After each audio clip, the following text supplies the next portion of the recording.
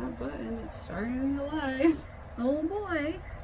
Hi! Yay. Yay! We're going live again. Okay, welcome back to A Green Summer YA Book Club. Number 3. Number 3. Oh, how did you do that? 3. I've never done that before. That's the way I was taught to do it. 3. I don't know, look at Like turkey feet. my hands do that. Yeah, I haven't heard, like, I get that weird Thing thing and then my finger gets out of it and you can't tell how many I'm holding up. So 3. 3, I can tell. 1, 2. My finger pops out. Yeah. Sorry. Off topic. We gotta get back on. Green Summer number 3. Number 3. However you hold your hands. Yes. So last week I wasn't here, but now I'm back. Yeah, welcome back. Happy Yeah. birthday. Yay! I'm old. All right. Ish. Okay, so we did welcome back. We did welcome back. Disclaimer. Disclaimer. If you are under 13, please do not attend this. Yeah. We are going to not be censoring the book. There is some strong language and some strong mental illness themes within this book. It is best if you are 13 or older to read or have your parents' permission. Or have your parents sitting next to you. Yeah, and you can both enjoy it. It is a good book. It's a very good book so far. Yeah. YA is good for everybody. It is. You don't have to be Yeah. a certain age to enjoy YA. You're never too old for it. Never too old for anything. Okay. So last time that we read, Annika was having her birthday and everything. I was eating pizza, to be exact. That's a good birthday. Anytime you get to eat pizza is a good day. It is. So we read about the girls got in the golf cart and Lyle led them to the mansion where Davis was, and they did get to meet up with Davis. Davis remembered her favorite drink, Which is so sweet. It is. He remembered, oh, you like Dr. Pepper? He remembered her Band-Aid, Yeah. which she was a little hesitant to share about, but he was like, I remember that. I know what's going on with that. She hid that real quick when he remembered it. Yeah. That's probably embarrassing for her, you know. Probably. It's something that she can't help but do. It's not something she chooses to do. It's something that is a compulsion for her, so she's not wanting that attention for that. She wants attention for her, for herself. Yeah. And I think we ended up hearing a little bit about Daisy and her fanfic with Chewbacca. Yeah, that. It's so good. Yeah, no, I like a different OTP in that. Yeah. Yeah. It's a little weird. Yeah. He has a family. He has children. Yeah, her fanfic definitely wasn't canon or anything. It was non-canonical fanfiction. It didn't follow the canon at all. It did not, but that's alright. Yeah, that's okay. To each your own. Just makes me cringe a little. Okay, we are on chapter 7, I believe. Yes, that sounds correct. This wonderful book, Turtles All the Way Down by John Green. In case you forgot what we're reading. I haven't. It's good. Ooh, what does that say? Hi, y'all from the Dardens. Hi, Dardens. Oh. Hi. Yay. Hello. We have people watching. Yay. Yay. Okay, chapter 7. Monday morning, I drove Mom to school because her car was in the shop. I could feel the burning in my middle finger from the hand sanitizer I'd applied just before leaving, and so I was pressing the Band-Aid into my middle finger, simultaneously worsening and relieving the pain. I hadn't texted Davis over the weekend. I kept thinking about it, but the night at Applebee's passed, and then I'd started to feel nervous about it, like maybe it had been too long, and Daisy wasn't around to bully me into it because she was working all weekend. Sorry. I need to take breaths while I'm reading. Don't suffocate. It definitely helps. Asthma is a real issue when reading out loud. Mom must have noticed the Band-Aid pressing because she said, "You have an appointment with Dr. Singh tomorrow, don't you?" "Yeah." "What are your thoughts on the med situation?" "It's okay, I guess." Which wasn't quite the whole truth. For one thing, I wasn't convinced the circular white pill was doing anything when I did take it. And for another, I was not taking it quite as often as I was technically supposed to. Partly, I kept forgetting, but also there was something else I couldn't quite identify. Some way down fear that taking a pill to become myself was wrong. "You there?" Mom asked. "Yeah," I said. "Enough of me, but only just enough." Was still located inside Harold to hear her voice, to follow the well-worn path to school. "Just be honest with Dr. Singh today, okay? There's no need to suffer." Which I'd argue is just a fundamental misunderstanding of the human predicament, but okay. I parked in the student parking lot, parted ways with Mom, and then lined up to walk through the metal detectors. Once declared weapon-free, I joined the flow of bodies filling the hallways like blood cells in a vein. I made it to my locker a few minutes early, and took a second to look up the reporter Daisy had fished. Adam Bitterly. He had shared a link that morning to a new story he'd written about a school board voting to ban some book. So I guess he hadn't been fired. Daisy was right. Nothing happened. I was about to head towards class when Michael jogged up to my locker and pulled me over to a bench. "How's it going, Asa?" "Good," I said. "I was thinking about how part of yourself can be in a place while at the same time the most important parts are in a different place. A place that can't be accessed via your senses.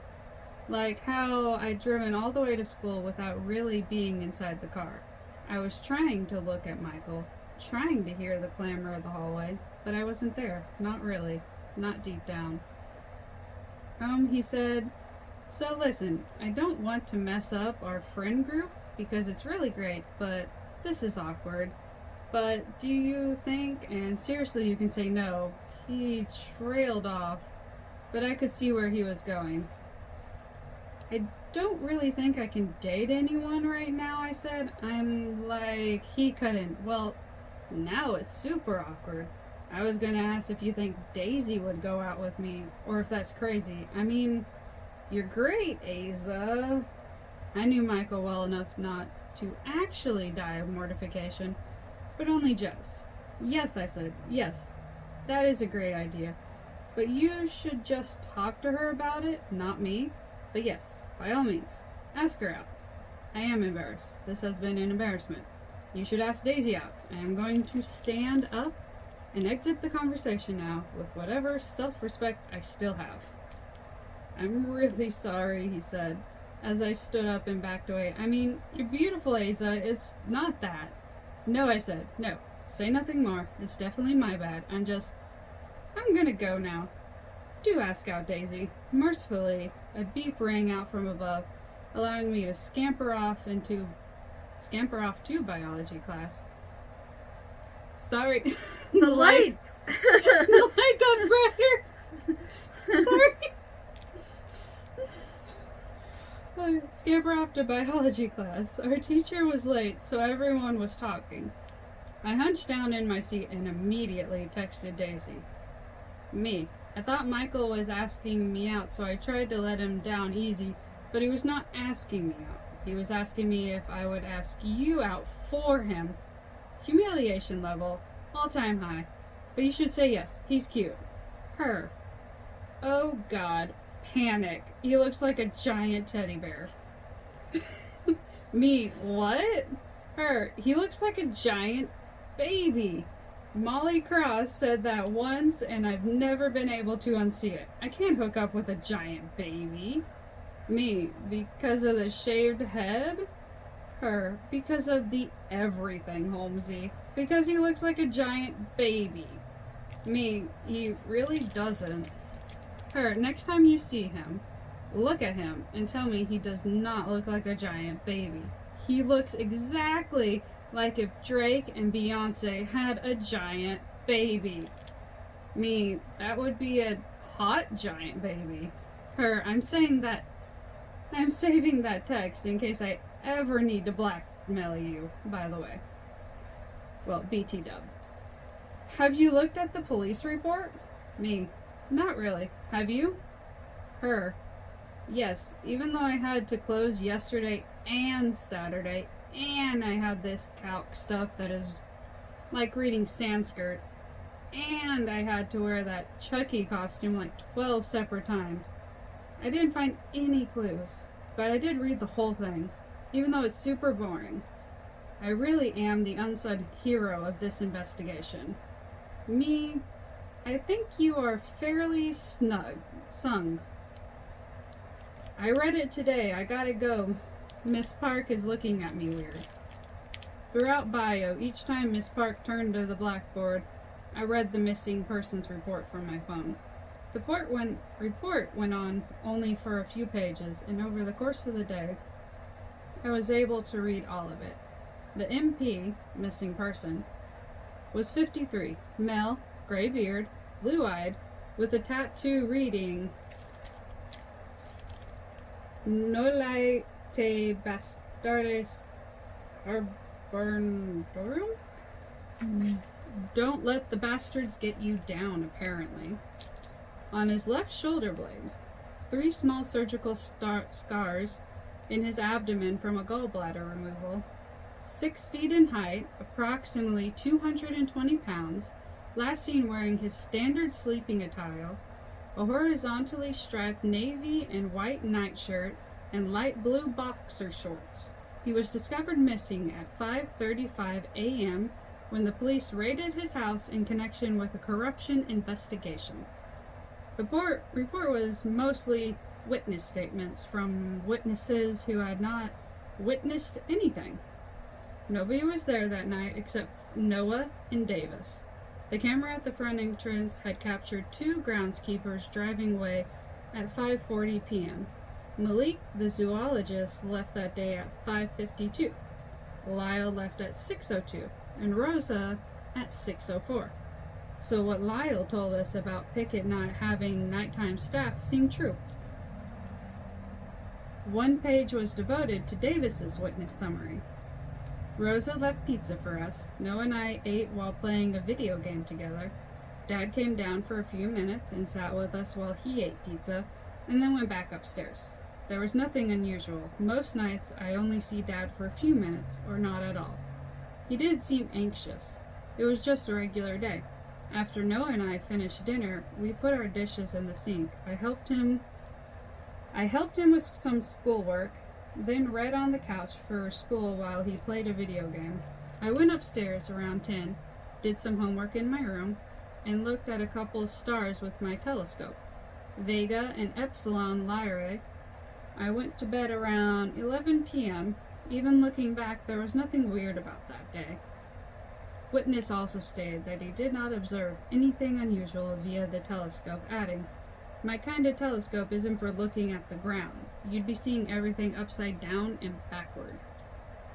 Noah's statement came next. I played Battlefront for a while with Davis. We had pizza for dinner. Dad was with us for a bit, talked about how the Cubs are doing. He told Davis he needed to do a better job of watching out for me, and then Davis was like, "I'm not his father." He and Dad were always sniping like that, though. Dad put a hand on my shoulder when he got up to leave, which felt a little weird. I could really feel him holding onto my shoulder. It almost hurt. Then he let go and headed upstairs. Davis helped me with my algebra homework, and then I played Battlefront for another couple hours. I went upstairs around midnight and fell asleep. I didn't see Dad after he said goodnight. There are also pictures, almost 100 of them, of every room in the house. Nothing appeared disrupted. In Pickett's office, I saw stacks of paper that seemed to have been left for an evening, not for a lifetime. The cell phone could be seen on his bedside table. The carpets were so clean I could see a single set of footprints leading to Pickett's desk and a single set leading away from them. The closets were full of suits, dozens of them perfectly aligned from the slightest gray to darkest black. A photograph of the kitchen sink showed 3 dirty dishes, each with little smudges of pizza grease and tomato sauce. To judge from the pictures, Pickett didn't seem to be missing so much as he seemed to have been raptured. The report did not, however, contain any mention of the night vision photograph, meaning we had something the cops didn't, a timeline. After school, I got into Harold and screamed when Daisy suddenly appeared in the back seat. "Shit, you scared me!" "Sorry," she said. "I've been hiding because Michael and I are in the same history class, and I don't want to deal with it yet. And also, I've got a bunch of comments to reply to. It's a hard life for a minor fan fiction author. Did you notice anything in the police report?" I was still catching my breath, but eventually said, "They seem to know slightly less than we do." "Yeah," Daisy said. "Wait, Holmesy, that's it! That's it! They know slightly less than we do!" So? The reward is for information leading to the whereabouts of Russell David Pickett. We may not know where he is, but we have information they don't that will help them find his whereabouts. Or not, I said. We should call.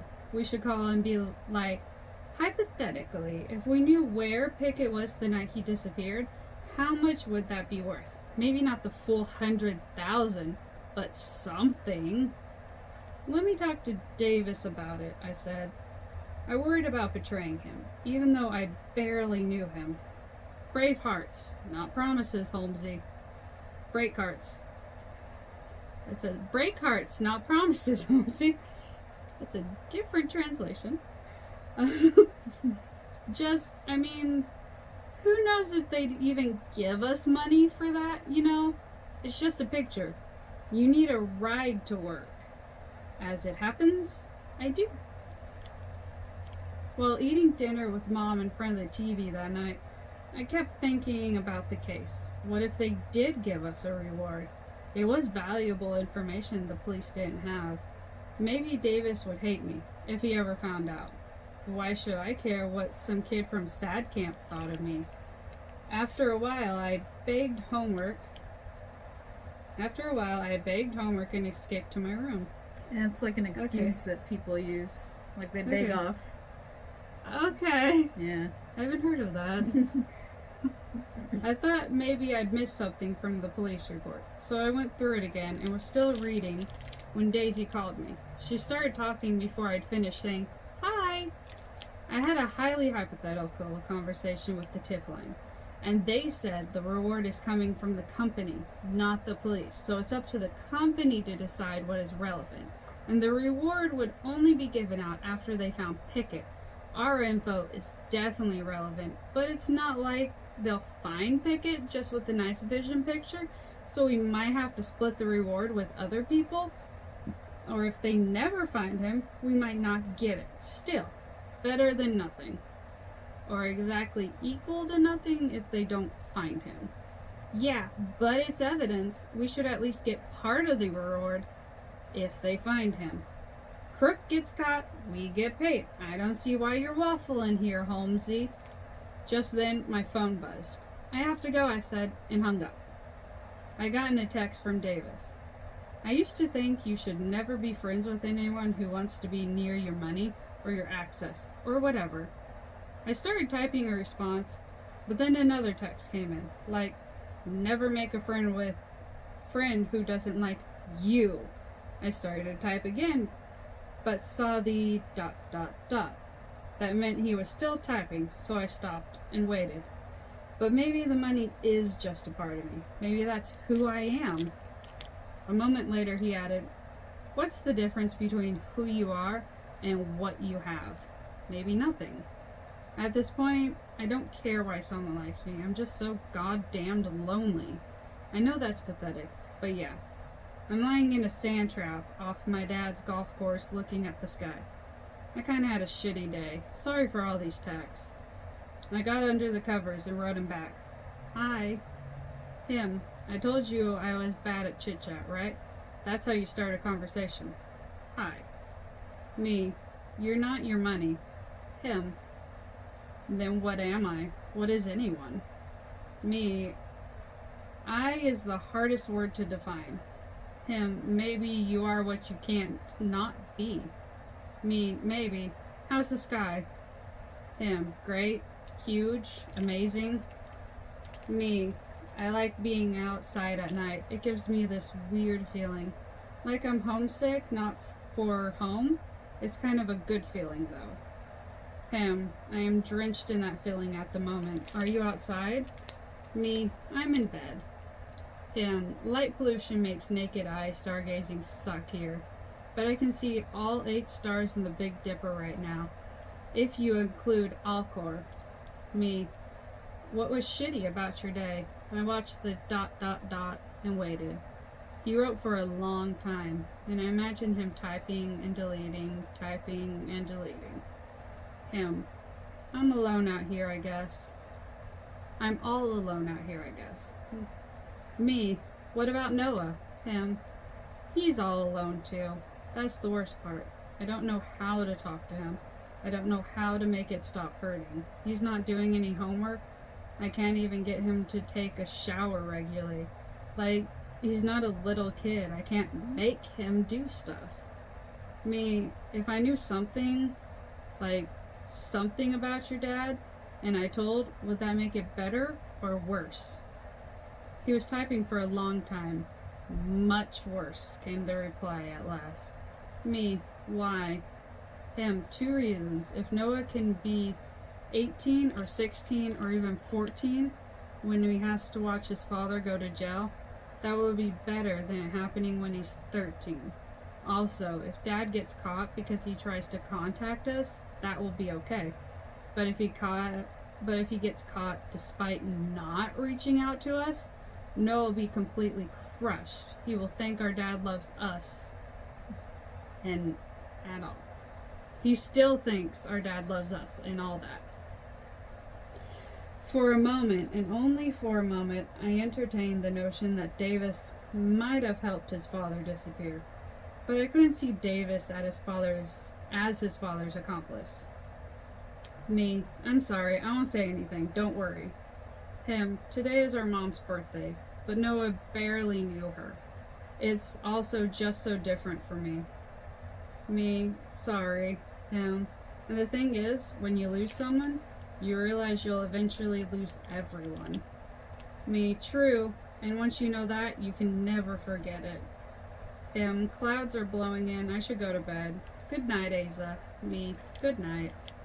I put the phone on my bedside table and pulled my blanket up over me, thinking about the big sky over Davis and the weight of the covers on me, thinking about his father and mine.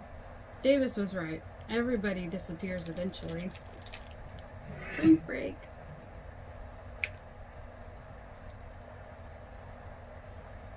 Okay.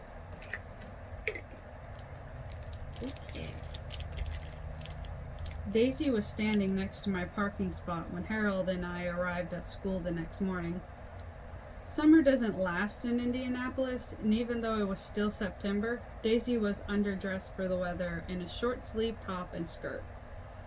I have a crisis, she announced, once I was out of the car. As we walked through the parking lot, she explained, so last night, Michael called to ask me out, and I could have handled myself via text, but you know, I get nervous on the phone, plus I remain unsure Michael can handle all this, she gestured vaguely at herself. I'm willing to give the giant baby a chance, but in a flustered moment, not wanting to commit to a full-on proper date, I may have suggested he and I go on a double date with you and Davis. You did not, I said. And then he was like, Asa said she wasn't looking for a relationship. And I was like, well, she already has a crush on this dude who goes to Aspen Hall. And then he was like, the billionaire's kid? And I was like, yeah. And he was like, I can't believe I got fake rejected by someone for a fake reason. But anyway, on Friday night, you and me and Davis and a man-sized baby are having a picnic. A picnic. Yeah, it'll be great. I don't like eating outside. I said, why can't we just go to Applebee's and use 2 coupons instead of 1? She stopped and turned. We were on the steps outside school, people all around us, and I worried we might get trampled. But Daisy had the ability to part seas. People made room for her. Let me list my concerns here, she said. 1. I don't want to be alone with Michael on our first and probably only date. 2. I have already told him you have a crush on a guy from Aspen Hall. I can't unsay that. 3. I have not actually made out with a human being in months. 4. Therefore, I am nervous about the whole thing and want my best friend there. You will note that nowhere in my top 4 concerns is whether we picnic. So if you want to move this mofo to Applebee's, that is A-OK by me. I thought about it for a second. I'll try, I said. So I texted Davis while waiting for the school bell to ring and commence biology. A couple friends are getting dinner at Applebee's at 86th and Ditch on Friday. Are you free? He wrote back immediately. I am. Pick you up or meet you there. Meet us there. Does 7 work? Sure. See you then. After school that day, and I had an appointment with Dr. Singh in her windowless office in the immense Indiana University North Hospital up in Carmel. Mom offered to drive me, but I wanted some time alone with Harold. The whole way up, I thought about what I'd say to Dr. Singh. I can't properly think and listen to the radio at the same time, so it was quiet in the car, except for the thumping rumble of Harold's mechanical heart. I wanted to tell her that I was getting better, because that was supposed to be the narrative of illness. It was a hurdle you jumped over, or a battle you won. Illness is a story told in the past tense. How are you? She asked as I sat down.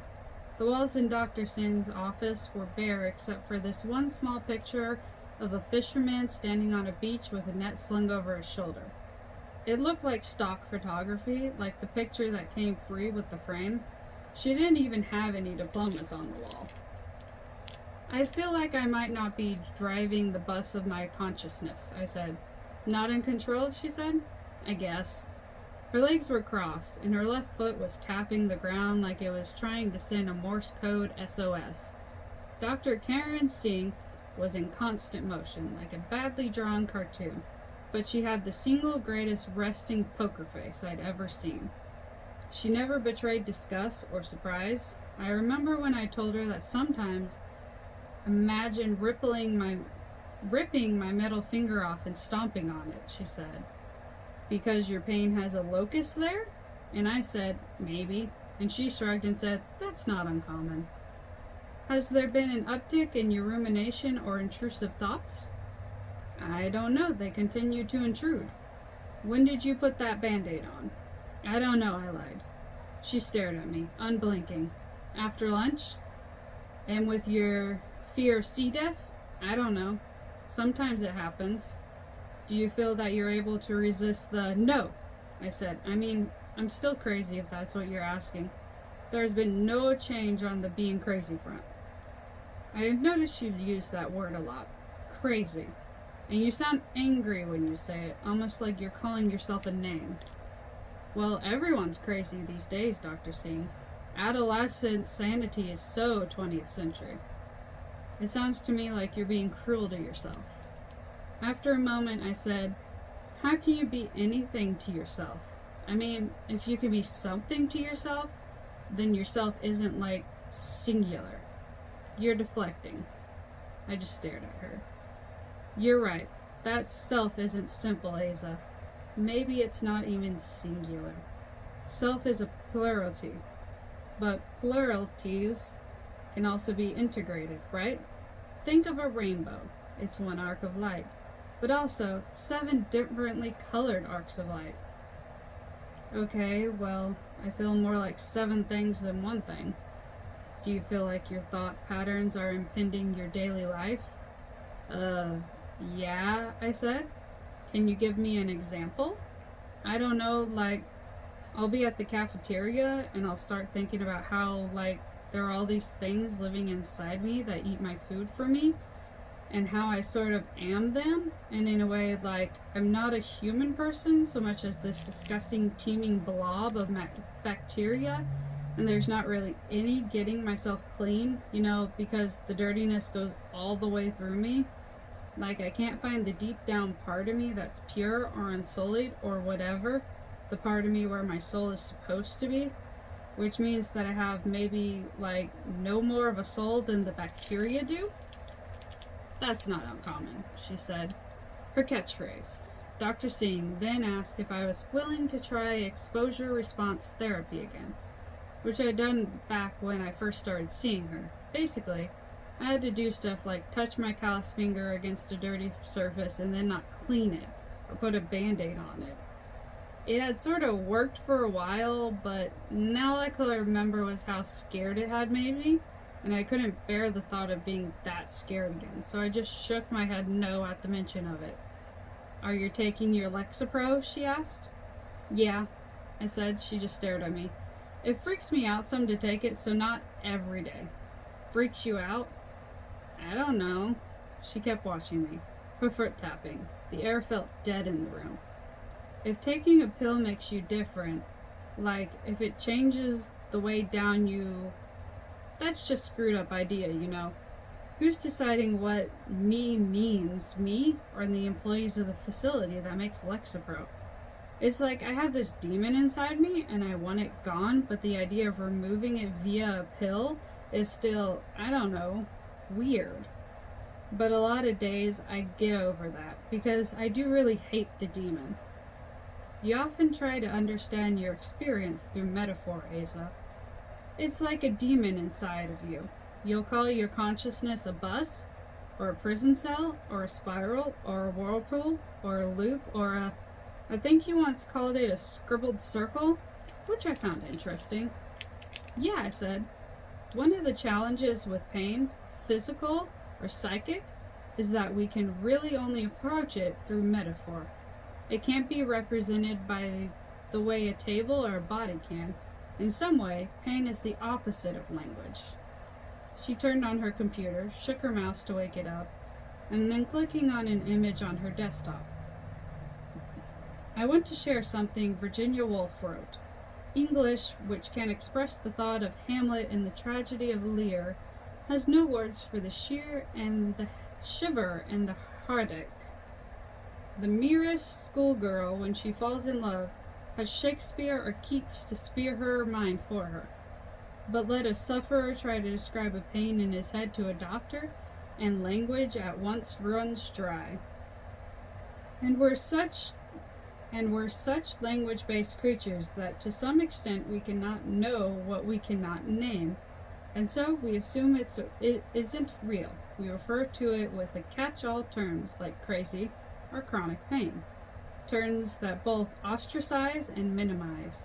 The term chronic pain captures nothing of the grinding, constant, ceaseless, inescapable hurt, and the term crazy arrives at us with none of the terror and worry you live with, nor does either of those terms connotate the courage people in such pains exemplify, which is why I'd ask you to frame your mental health around a word other than crazy. Yeah, I said. Can you say that? Can you say that you're courageous? I screwed up my face. Don't make me do that therapy stuff, I said. That therapy stuff works. I'm a brave warrior in my internal battle of Valhalla, I deadpanned. She almost smiled. Let's talk about a plan to take the medication every single day, she said, and then proceeded to talk about morning versus evenings, and how we could also try to get off the medication and try a different one, but that might be best attempted during a less stressful period, like summer vacation, and on and on. Meanwhile, for some reason, I felt a twinge in my stomach, probably just nerves from listening to Dr. Singh talk about dosages. But that's also how C. diff starts. Your stomach hurts because a few bad bacteria have managed to take hold in your small intestine. And then your gut ruptures. And 72 hours later, you're dead. I needed to reread that case study of the woman who had no symptoms except a stomachache and turned out to have C. diff.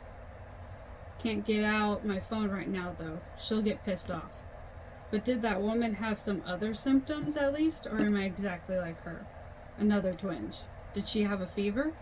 Couldn't remember. Shit, it's happening. You're sweating now. She can tell. Should you tell her? She's a doctor. Maybe you should tell her. My stomach hurts a little, I said. You don't have C. diff, she answered.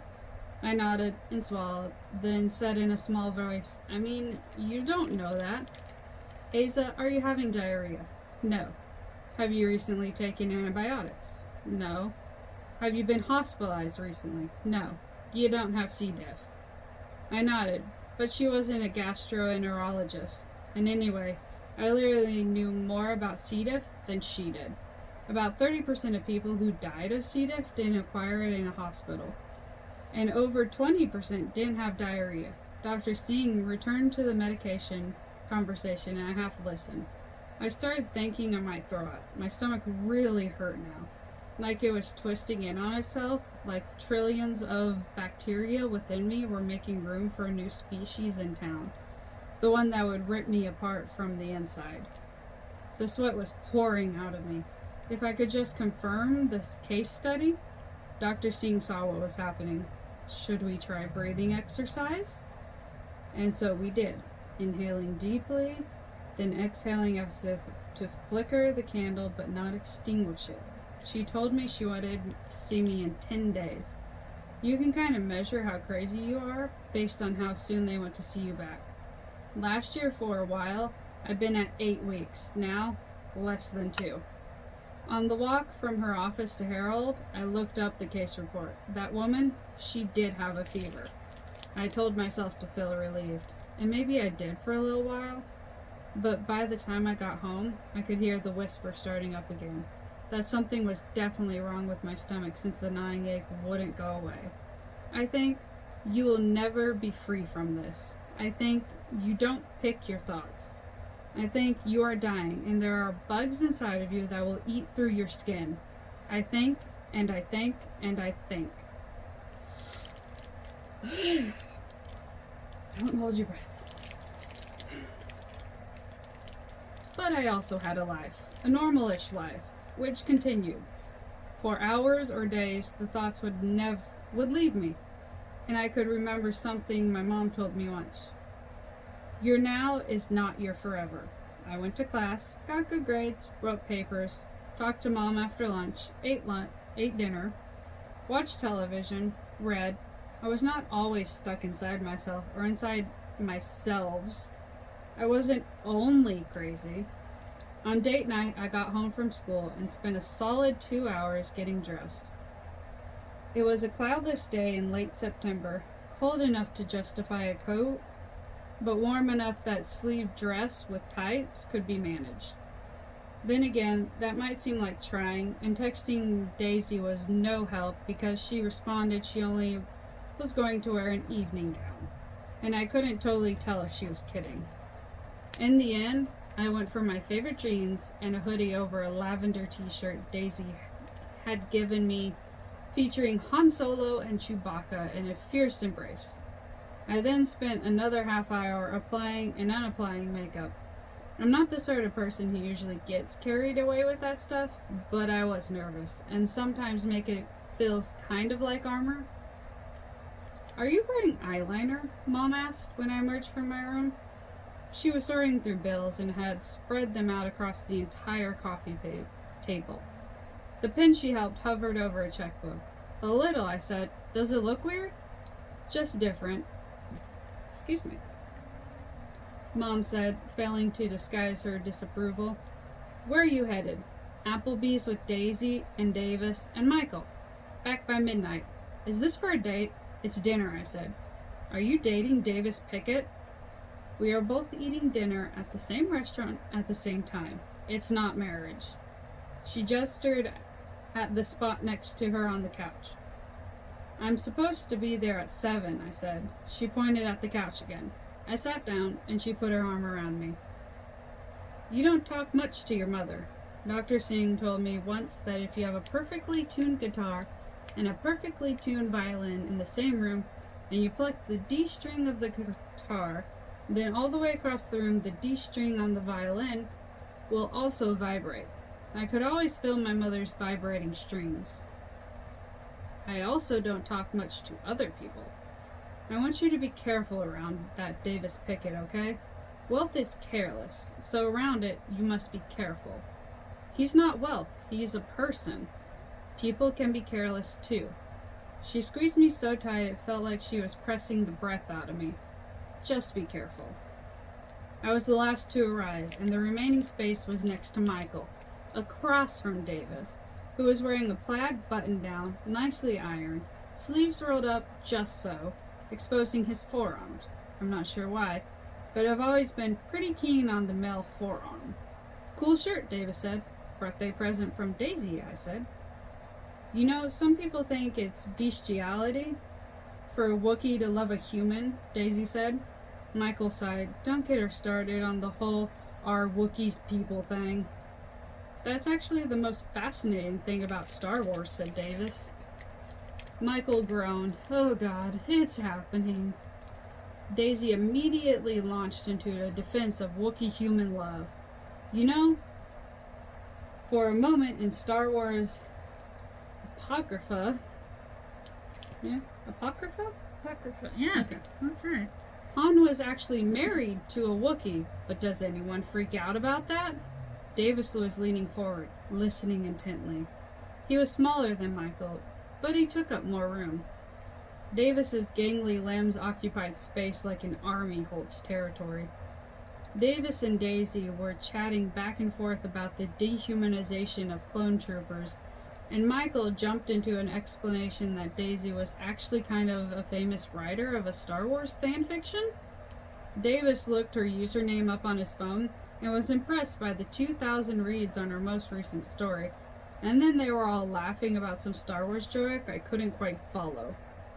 Water's for everyone, Daisy said when Holly arrived to take our drink order. Davis turned to me and said, They don't have Dr. Pepper? Soft drinks aren't covered by the coupon, Holly explained monotone. But also, no, we have Pepsi. Well, I think we can spring for a round of Pepsi, he said. I realized in the silence that followed that I hasn't spoken since answering Davis's compliment about my shirt. Davis, Daisy, and Michael eventually went back to talking about Star Wars and the size of the universe and traveling faster than light. Star Wars is an American religion, Davis said at one point, and Michael said, I think religion is the American religion. And even though I laughed with them, it felt like I was watching the whole thing from somewhere else, like I was watching a movie about my life instead of living in it. After a while, I heard my name and snapped into my body, seated at Applebee's, my back against the green vinyl cushion, the smell of fried food, the din of conversation pressing in from all around. Holmesy has a Facebook, Daisy said, but her last status update is from middle school. She shot me a look that I couldn't quite interpret and then said, Holmesy's like a grandmother when it comes to the internet. She paused again. Aren't you? She asked pointedly, and then I realized at last she was trying to make room for me to talk. I use the internet. I just don't feel a need to, contribute to it. It does feel like the internet already contains plenty of information, Davis allowed. Wrong, Daisy said. For instance, there is very little high-quality romantic Chewbacca fic on the internet, and I am just one person who can only write so much. The world needs Holmesy's Wookiee love stories.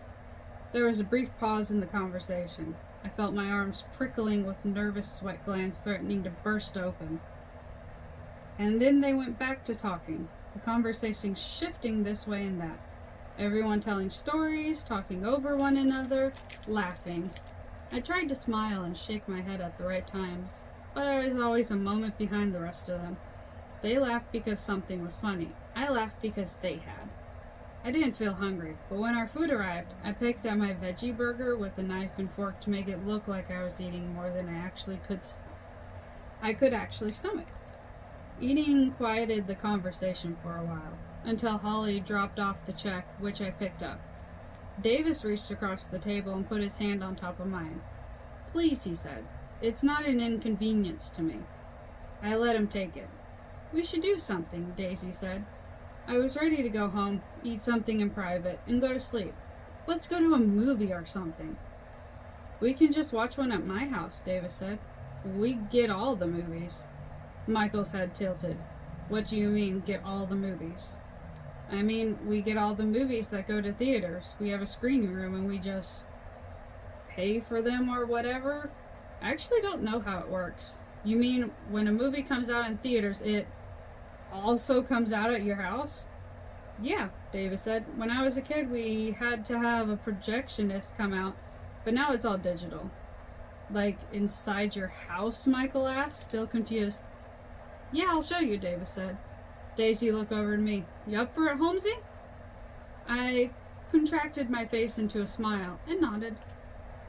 I drove Harold to Davis's home. Daisy drove with Michael in his parents' minivan, and Davis led in his Escalade. Whew. Our little caravan headed west on 86th Street to Michigan Road and then followed it down past Walmart, past the pawn shops and payday loan outfits to the gates of Davis's estate across the road from the art museum. The Pickett estate wasn't in a nice neighborhood exactly, but it was also so gigantic that it functioned as a neighborhood unto itself. The gate opened and we followed Davis to a parking lot beside the glass mansion. The house looked even more amazing in the dark.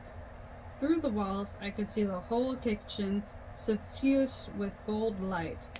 Michael ran up to me as I exited Harold. Do you know? Oh my God, I've always wanted to see this house. This is Tu Quan Phan, you know? Who? The architect, he said. Tu Quan Phan. She's crazy famous. She only designed 3 residences in the U.S. Oh my God, I can't believe I'm seeing this. We followed him into the house, and Michael exclaimed a series of artist names. Pettibon, Picasso. Oh my God, that's Carrie James Marshall. I only knew who Picasso was. Yeah, I actually pressed Dad to buy that one, Davis said. A couple years ago, he took me to an art fair in Miami Beach. I really love KJM's work. I noticed Noah was lying on the same couch playing what appeared to be the same video game. Noah, these are my friends. Friends? Noah. Sup, Noah said. Is it okay if I just, walk around, Michael asked. Yeah, of course. Check out the Rauschenberg combine upstairs. No way, Michael said, and charged up the stairs, Daisy trailing behind him. I found myself pulled toward the painting that Michael had called Pettibon. It was a colorful spiral, or maybe a multicolored rose, or a whirlpool. By some trick of the curved lines, my eyes got lost in the painting, so that I kept having to refocus on the tiny individual pieces of it. It didn't feel like something I was looking at so much as something I was part of. I felt, and then dismissed, an urge to grab the painting off the wall and run away with it. I jumped a little when Davis placed his hand on the small of my back. Raymond Pettibon. He's most famous for his paintings of surfers, but I like his spirals. He was a punk musician before he became an artist. He was in Black Flag before it was Black Flag. I don't know what Black Flag is, I said. He pulled out his phone and tapped around a bit, and then a screeching wave of sound, complete with a screaming, gravelly voice, filled the room from speakers above. That's Black Flag, he said, then used his phone to stop the music. Want to see the theater? I nodded, and he took me downstairs to the basement. Except it wasn't really a basement because the ceilings were like 15 feet high. We walked down the hallway to a bookshelf lined with hardcover books. My dad's collection of first editions, he said. We're not allowed to read any of them, of course. The oil from human hands damages them. But you can take out this one, he said, and pointed at a hardcover of Tender is the Night. I reached for it, and the moment my hands touched the spine, the book itself parted in the middle and opened inward to reveal the theater. which had 6 stadium-style rows of black leather seats. By F. Scott Fitzgerald, Davis explained, whose full name was Francis Scott Key Fitzgerald. I didn't say anything. I couldn't get over the size of the movie screen. It's probably obvious how hard I'm trying to impress you, he said. Well, it's not working. I always hang out in mansions with hidden movie theaters. Want to watch something? Or we could go for a walk. There's something I want to show you outside. We shouldn't abandon Daisy and Michael. I'll let them know. He fiddled around on his phone for a second and then spoke into it. We're going for a walk. Make yourselves at home. Theater's in the basement if you're interested. A moment later, his voice began playing over the speakers, repeating what he just said. I could have just texted her, I said. Yeah, but that wouldn't have been as awesome. I zipped up my hoodie and followed Davis outside. We walked in silence down one of the asphalt golf paths, past the pool, which was lit from inside the water, slowly changing colors from red to orange to yellow to green.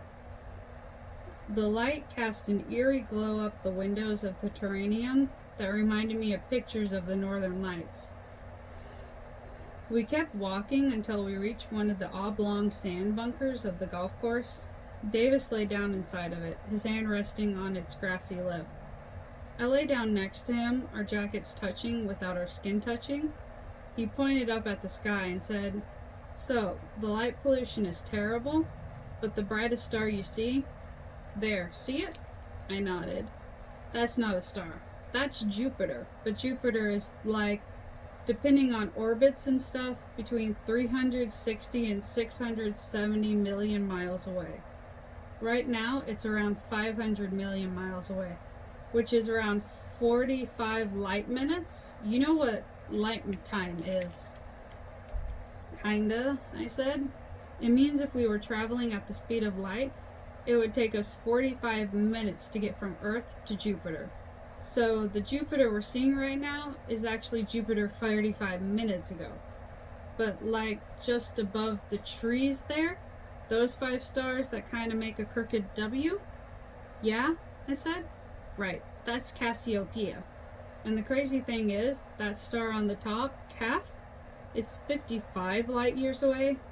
Then there's Shadar, which is 230 light years away. And then there's Navi, which is 550 light years away. It's not only that we aren't close to them, they aren't close to one another. For all we know, Navi blew up 500 years ago. Wow, I said. So you're looking at the past. Yeah, exactly. I felt him fumbling for something, his phone, maybe. And then he glanced down and realized he was trying to hold my hand. I took it. We were quiet beneath the old light above us. I was thinking about how the sky, at least this sky, wasn't actually black. The real darkness in the trees, which could be seen only in silhouette.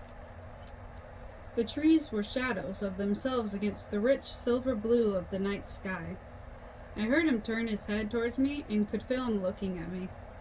I wondered why I wanted him to kiss me, and how you know why you want to be with someone, how to disentangle the messy knots of wanting, and I wondered why I was scared to turn my head towards him. Davis started talking about the stars again. As the night got darker, I could see more and more of them, faint and wobbly, just teetering on the edge of visibility. And he was telling me about light pollution and how I could see the stars moving if I waited long enough, and how some Greek philosopher thought the stars were pinpricks in a cosmic shroud. Then after he fell quiet for a moment, he said, You don't talk much, Asa. I'm never sure what to say. He mimicked me from the day we'd met again by the pool. Try saying what you're thinking. That's something I never do. I told him the truth. I'm thinking about mere organism stuff. What stuff?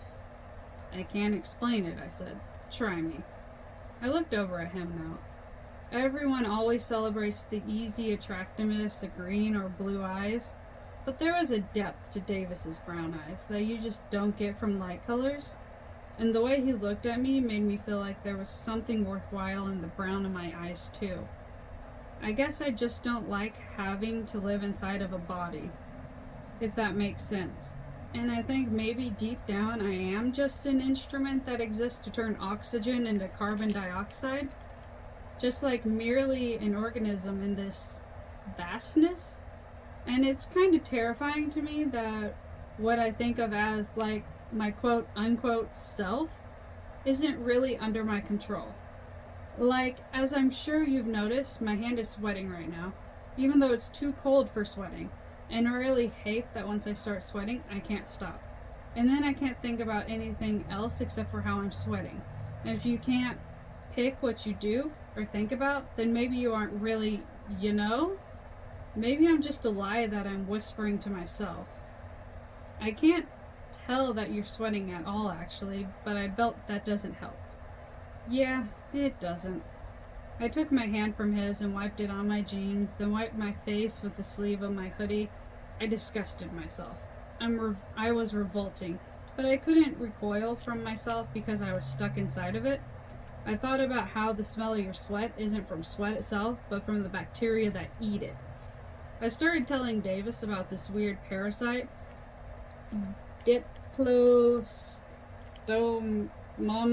Pseudopathocinum? Yeah, that sounds Okay. right. That's a name.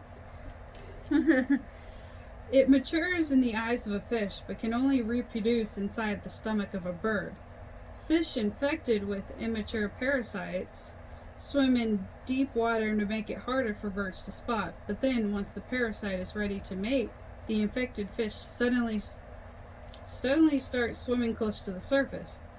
They start trying to get themselves eaten by a bird, basically, and eventually they succeed, and the parasite that was authoring the story all along ends up exactly where it needs to be, in the belly of a bird. The parasite breeds there, and then baby parasites get crapped out into the water by birds, whereupon they meet with a fish, and the cycle begins anew. I was trying to explain to him why this freaked me out so much, but not really succeeding. And I reorganized that I'd pulled the conversation very far away from the point where we'd held hands and been close to kissing.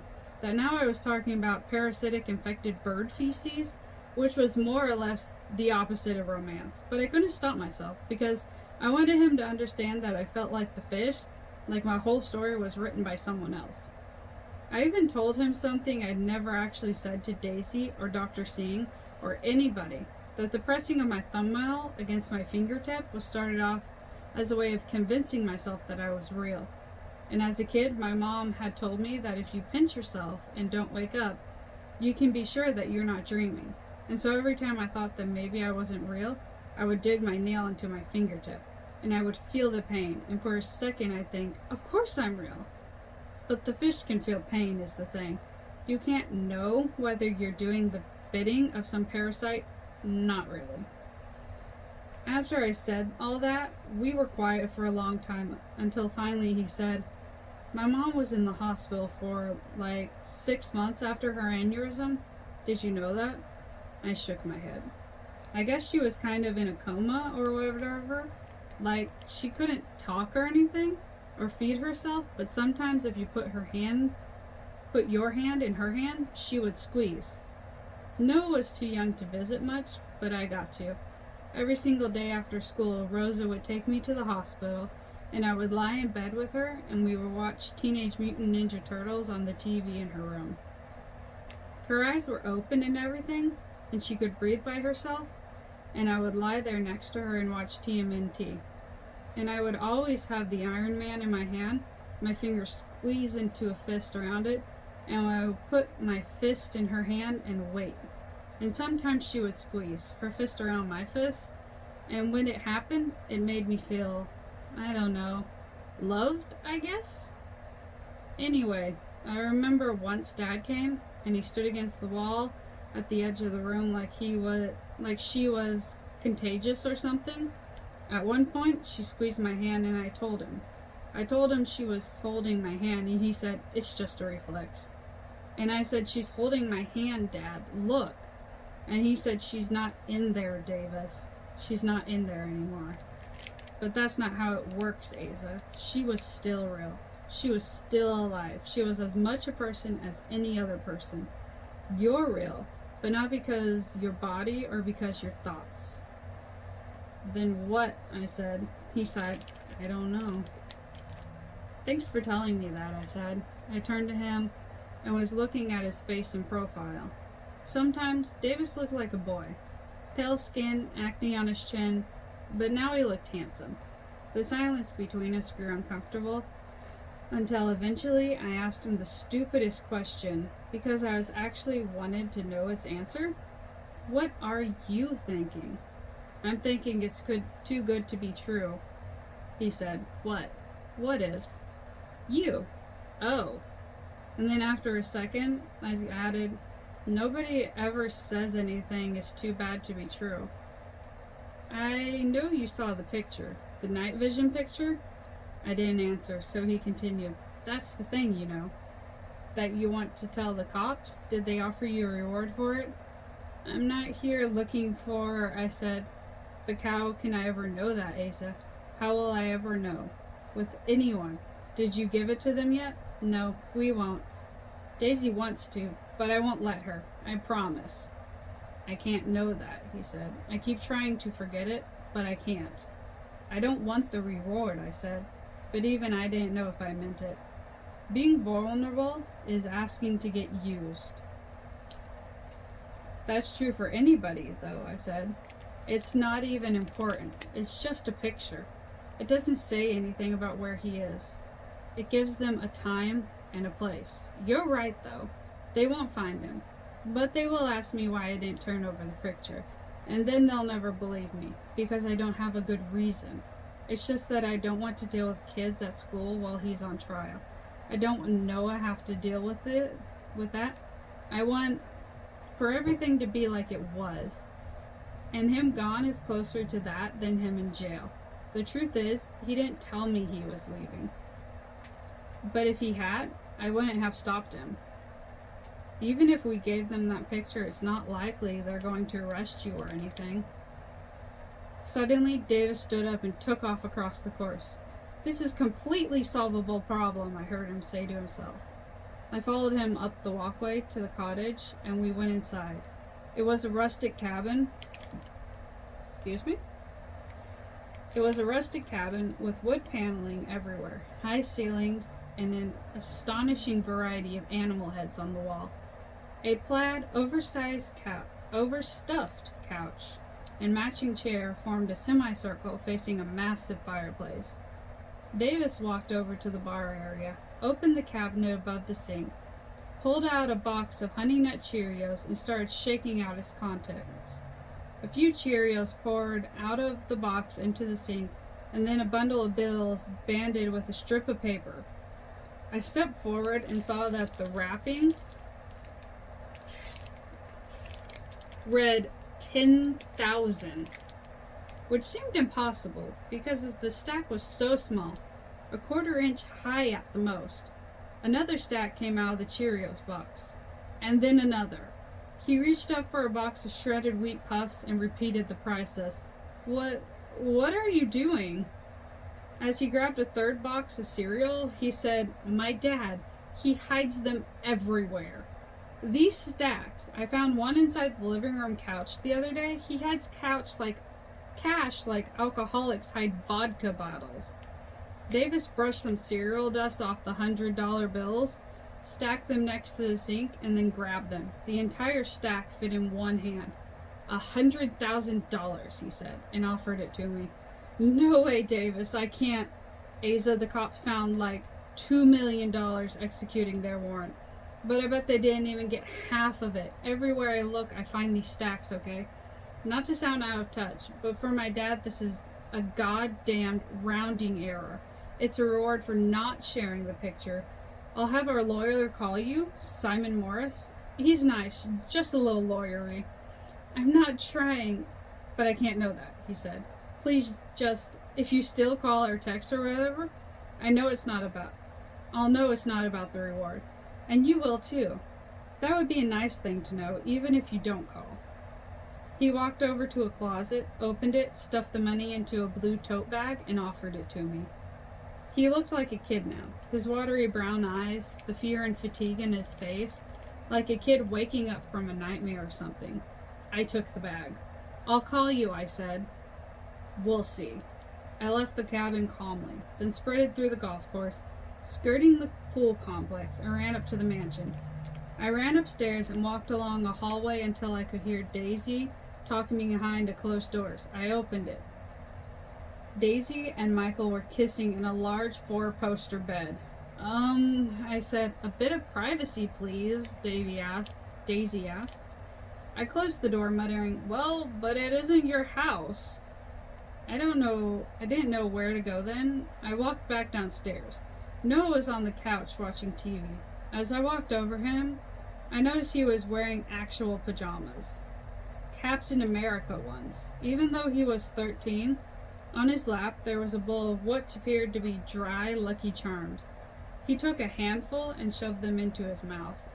Sup, he said, while chewing. His hair was greasy and matted to his forehead, and up close he looked pale, almost translucent. You doing okay, Noah? Kicking ass and taking names, he said. He swallowed and then said, so, did you find anything yet? Huh? About Dad, he said. Davis said you were after the reward. Did you find anything? Not really. Can I send you something? I took all of the notes off of Dad's phone from iCloud. They might help you. Might be a clue or something. The last note, the one he wrote that night, was the jogger's mouth. That mean anything to you? I don't know. I gave him my number so he could text me the notes and told him I'd look into it. Thanks, he said. His voice had gotten small. Davis thinks we're better off with him on the run. Says it'd be worse if he was in jail. What do you think? He stared at me for a moment, then said, I want him to come home. I sat down on the couch next to him. I'm sure he'll show up. I felt him leaning over until his shoulder was against mine.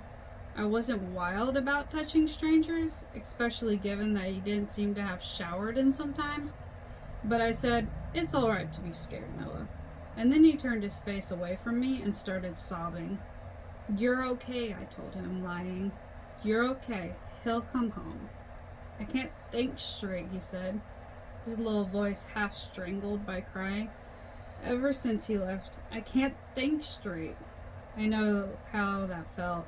All my life, I'd been unable to think straight, unable to even finish having a thought because my thoughts came not in lines, but in knotted loops, curling in upon themselves, in sinking quicksand, in light-swallowing wormholes. You're okay, I lied to him again. You probably just need some rest. I didn't know what else to say. He was so small and so alone. Will you let me know? If you find out anything about Dad, I mean? Yeah, of course. After a while, he straightened up and wiped his face against his sleeve. I told him he should go get some sleep. It was nearly midnight.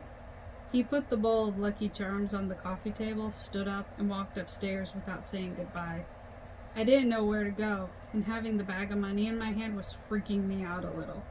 So in the end, I just left the house. I looked up at the sky as I ambled toward Harold, and thought about the stars in Cassiopeia, centuries of light time from me and from one another.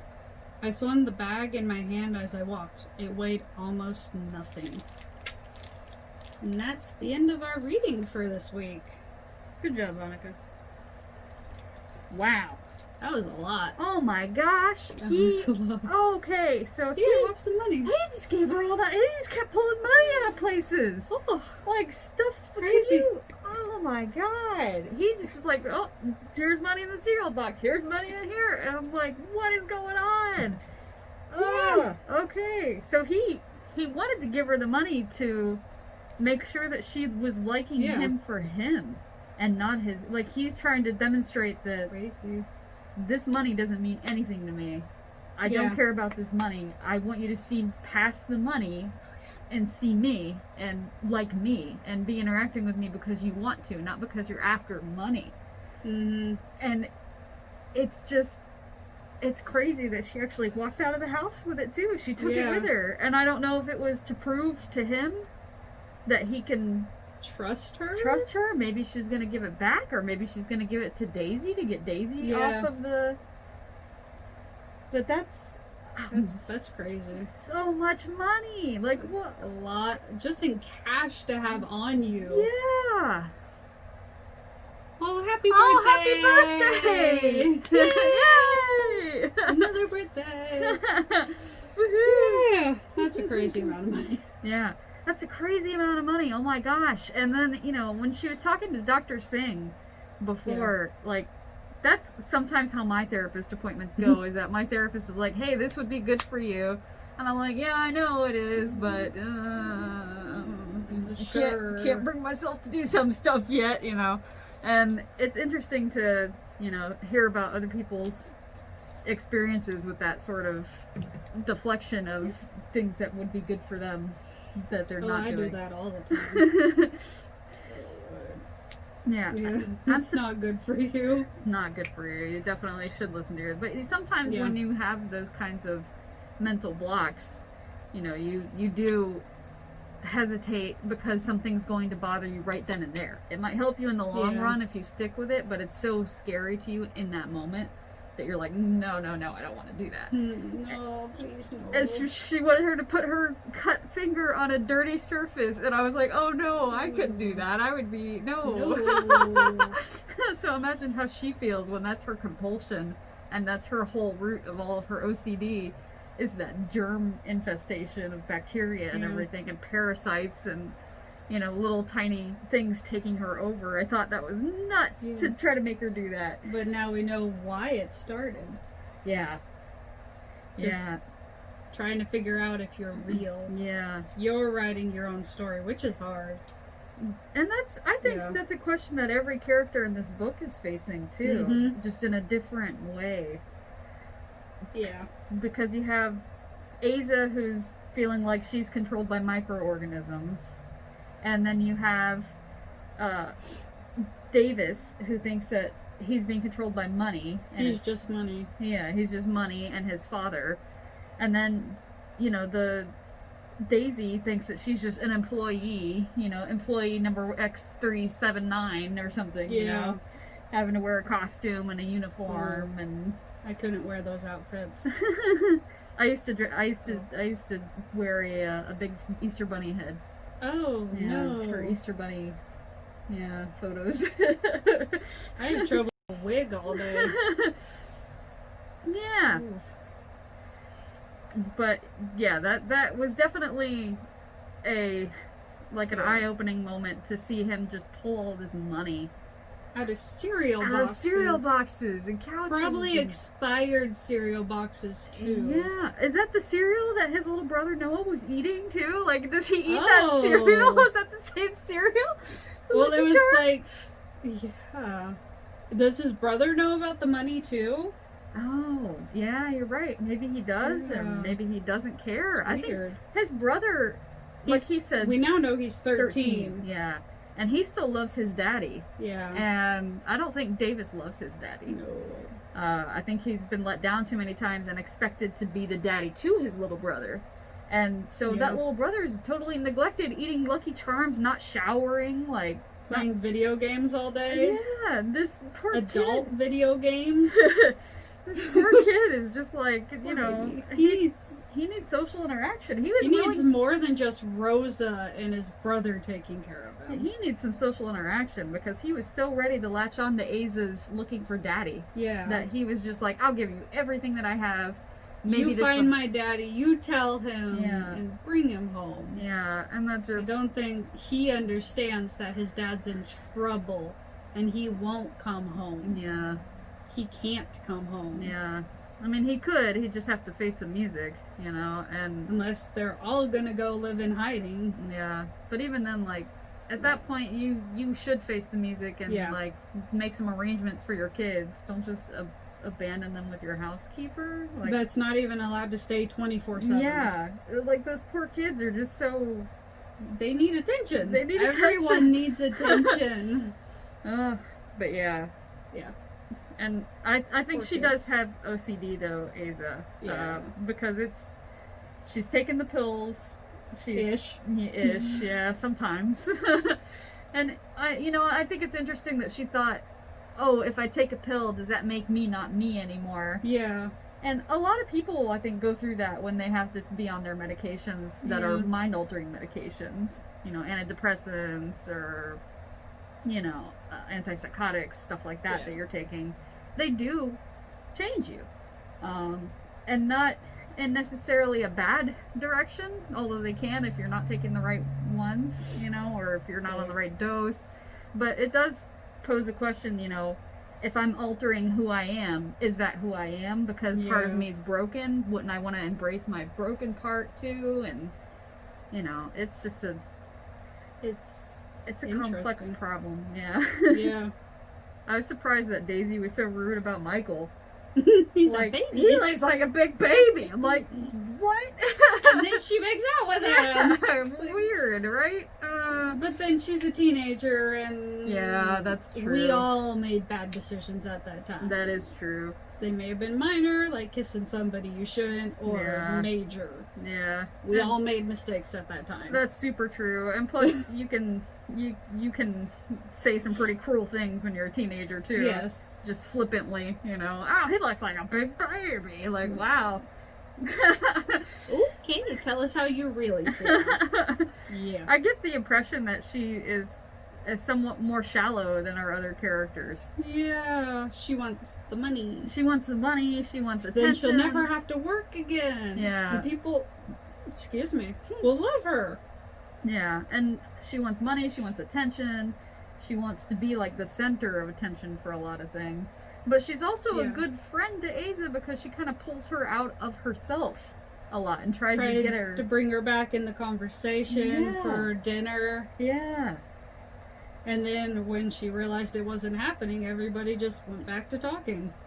Yeah. And that's a good friend, knowing you're not going to talk, so okay, let's keep on moving. Yeah, let's just keep moving forward, not make a big deal about it and embarrass you further. But she tried. Yeah, she tried. And that's what matters. Yeah, and so we did, last week we had the acrostic poems that we had set forth, and I made mine, and I'm going to just share it on Twitter, but there it is. I know you can't read it. It's a little backwards. It's a little backwards. You can't read it. There it is, but I'm going to share it on Twitter so you can actually look at it. So if you want to look on our Twitter page, it's about medications and suffering, but it's about Asa. Yay! Medications. Yay, medications for mental disorders. Yeah. I used to be on a lot of those, so. But yeah, I can't wait to see what happens, like, with the money itself, and is she gonna... It's a lot of money. It's a lot of money. Is she gonna try and solve the mystery for Noah? Because I feel like Asa's the type of person who will try to and where was that handbag there? It's just... I don't know. Maybe that's his runaway money. Like, maybe he already grabbed some money for himself to run away with. Is there more money in the bag? But she said it's surprisingly light. Yeah. For the weight of what just happened, basically.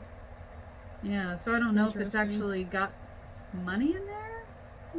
Maybe he like switched out the handbag. Yeah, maybe he pulled a sneaky... to see if she would take it. Yeah, I don't know. Oh, the painting she was talking about, the Pettibon painting with the spirals. He does a lot of surf waves normally in his paintings. He paints like ocean waves and the white and the blues and stuff. And I think for him, the spiral was supposed to be like the vortex of when you're sucked into the ocean.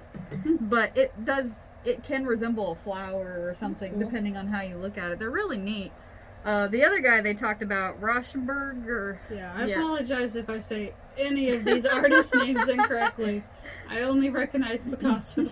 As Asa did. Yeah, the R guy, he paints things that look like collages, pretty much. They look like a picture that you would cut out of a magazine and tape a bunch of stuff up and like have like, a face, and then some weird paint, and then some, buildings or something. If you look him up, it's not very good in my personal opinion, but that doesn't matter because he's a famous artist and he's made his...